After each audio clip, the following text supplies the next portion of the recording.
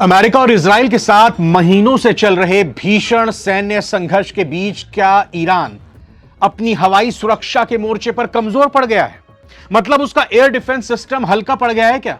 और क्या अब चीन ने, जी हां, चीन ने पश्चिम एशिया के इस महासंग्राम में अपना खुला खेल शुरू कर दिया? जी हां, रॉयटर्स और अंतर्राष्ट्रीय मीडिया रिपोर्ट्स के हवाले से एक बेहद चौंकाने वाला खुलासा हुआ है और दावा किया गया है कि ईरान अपनी तबाह हो चुकी एयर डिफेंस क्षमता को रातों रात मजबूत करने के लिए चीन से 400 शोल्डर फायर्ड यानी कंधे पर रखकर दागी जाने वाली एयर डिफेंस मिसाइलें, मैन पैड्स खरीदने जा रहा है। करीब 610 करोड़, जी हां, यानी 60 से 70 मिलियन डॉलर की इस सीक्रेट डील में चीन के खतरनाक QW-12 और FN-16 मिसाइल सिस्टम शामिल हैं। आखिर चीन की इन 400 मिसाइलों से मिडिल ईस्ट का युद्ध कैसे बदलने वाला है? हांगकांग की मध्यस्थ कंपनी और पाकिस्तान के रास्ते आने वाली इस खेप की पूरी इनसाइड स्टोरी क्या है? वीडियो में आगे बढ़कर जानते हैं।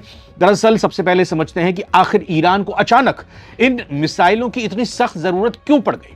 हाल के महीनों में अमेरिका और इजराइल की सटीक एयर स्ट्राइक्स ने ईरान के कई स्थायी सैन्य ठिकानों, मिसाइल डिपो और बड़े बड़े रडार सिस्टम को भारी नुकसान पहुंचाया है।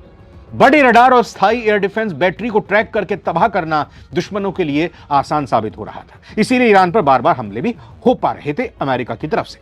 Man portable air defence system, man pads, क्या है ये? इसी कमजोरी को दूर करने के लिए ईरान ने चीन के साथ 300 से 400 मैनपैड्स की डील की है।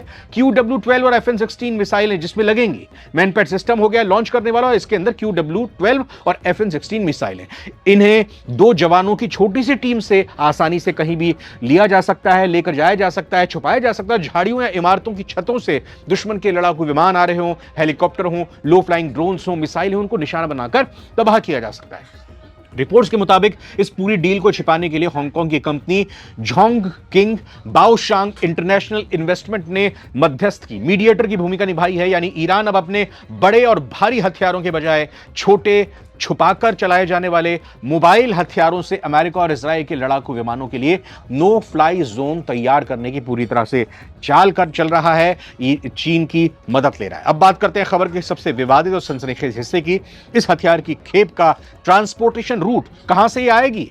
दावा किया गया है कि इन मिसाइलों की पहली खेप अगले कुछ ही हफ्तों में ईरान पहुंच सकती है। योजना के तहत यह खेप पश्चिमी चीन के उरुमकी शहर से रवाना होकर पाकिस्तान के रास्ते सड़क या हवाई मार्ग से ईरान तक पहुंचाई जानी है।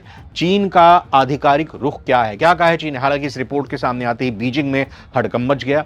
चीन के विदेश मंत्रालय ने इन रिपोर्ट्स को पूरी तरह निराधार बताते हुए खारिज कर दिया और कहा कि चीन हमेशा शांति की वकालत करता है। वहीं पाकिस्तान ने भी किसी तरह के हथियार ट्रांसफर में शामिल होने से इनकार किया है। कहा है कि हम कहीं भी अपनी रास्ता, अपना जमीन का इस्तेमाल ईरान की मदद के लिए भेजे जाने वाले हथियारों के लिए नहीं कर रहे हैं। लेकिन कूटनीति विशेषज्ञों का मानना है कि पर्दे के पीछे चीन अब सीधे तौर पर ईरान के रक्षा ढांचे को दोबारा खड़ा करने में जुट गया है, जो वॉशिंगटन के लिए सीधे तौर पर एक रेड लाइन पार करने जैसा है, लक्ष्मण रेखा पार करने जैसा है। यहां रुककर आपको बताता हूं कि अभी 2 दिन पहले ही डोनाल्ड ट्रंप की तरफ से एक सोशल मीडिया पर पोस्ट किया गया था, जिसमें ट्रंप ने साफ तौर पर न सिर्फ चीन बल्कि पुतिन का, रशिया का भी जिक्र करते हुए कहा था कि मेरे को यह भरोसा दिया गया और मुझे पूरा विश्वास है कि चीन और रूस ईरान की किसी भी तौर पर मदद ना तो कर रहे हैं और आगे चलकर नहीं कर रहे हैं। और धमकी भी दी थी कि अगर उन्होंने मदद की तो फिर उसके अंजाम भुगतने पड़ेंगे। तो फिर अगर ये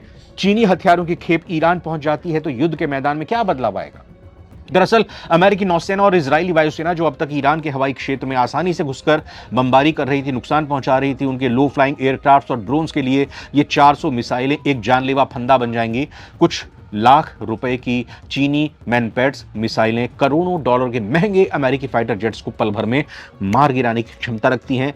अब तनातनी क्या चीन और अमेरिका के बीच हो जाएगी? चीन तो ऐसे मना कर चुका है कि हमने तो कोई मदद नहीं की, ना मदद करेंगे। ट्रंप प्रशासन पहले से ही चीन की व्यापारिक और रणनीतिक नीतियों पर सख्त रहा है। ऐसे में यह डिफेंस सप्लाई अमेरिका चीन के रिश्तों को और ज्यादा बिगाड़ सकती है। अगर अमेरिका इसका प्रूफ देता है, अगर अमेरिका समझ जाता है कि भाई चीन की चाल है। वैसे चीन ने इन खबरों को जैसा हमने बताया पूरी तरह खारिज कर दिया है, कहा है कि बीजिंग हमेशा शांति और संघर्ष को समाप्त करने की नीति का समर्थन करता है।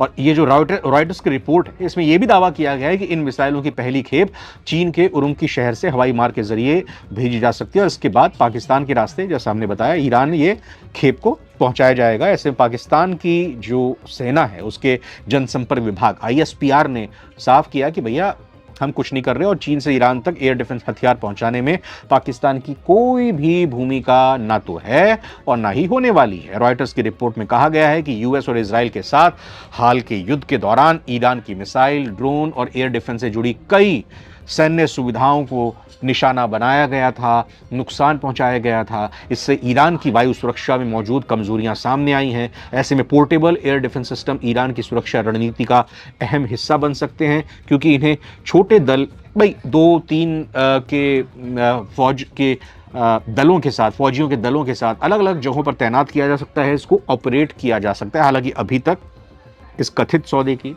कोई आधिकारिक पुष्टि नहीं हुई है, ना ईरान की तरफ से ना चीन की तरफ से। इसीलिए न्यूज़ एजेंसी ने यह भी बताया कि डिलीवरी कब होगी, संख्या कितनी है, बाकी शर्तें क्या है, इसमें बदलाव की भी संभावना से इनकार नहीं किया जा सकता। वैसे आपको क्या लगता है कि चीन की इन मिसाइलों के बलबूते ईरान, अमेरिका, इजराइल के हवाई हमलों को रोकने में क्या कामयाब हो पाएगा, या फिर इससे मिडिल ईस्ट का यह महासंग्राम और भी विकराल रूप लेगा? अपनी राय नीचे कमेंट सेक्शन में जरूर लिखें। यह भी बताएं कि आपको लगता है कि चीन क्या खुलकर सीधे तौर पर ईरान की मदद करेगा, वो भी तब जब ट्रंप ने साफ कहा है कि मुझे चीन पर भरोसा है, वो मदद नहीं करेगा। फिलहाल बहुत बहुत धन्यवाद।